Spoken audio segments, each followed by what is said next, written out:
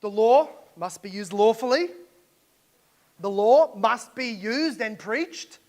But the law must be used and preached in accordance with the gospel.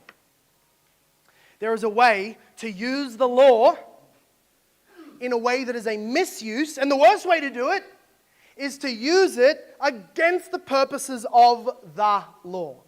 Now, the first point of the law that helps us point to the cross, point to the gospel, the way that they do agree is that they both say salvation is by Christ alone. Salvation is by Christ alone. You don't save yourself. The law says it one way, the gospel says it another way. So in this sense, how do I get to heaven? The law and the gospel are polar opposites.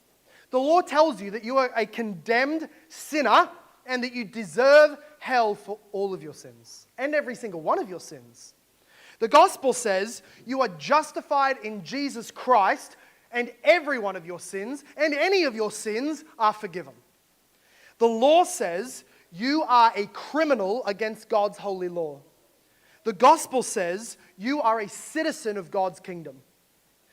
The law says you are an enemy of God and He is an enemy towards you. The gospel says you are a friend of God and He is pleased with you. The gospel tells you what you have to do in order to meet God's standards. The gospel tells you what God has done to fulfill His standards in Jesus Christ.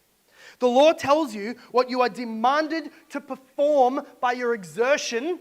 The gospel tells you to sit down, shut up, don't work, rest in Jesus and Jesus alone.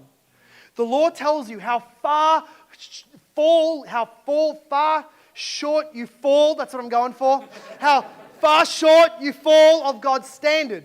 The gospel tells you how infinitely you achieve God's standard in Jesus Christ alone. That He meets it for you. The law tells you how different you and God are, how much He hates what you do and are. The gospel tells you that you are reconciled to God because you are in His Son and He is near to you. The law condemns and kills, and the gospel gives life. The law says, do this. The gospel says, only believe. The gospel requires obedience. The law requires obedience. Some of you should have said something. If you're listening, the gospel requires only faith. It is a fulfilled promise, and in this sense, they are so different, and you can't get anything more different. The law and the gospel to get you to heaven.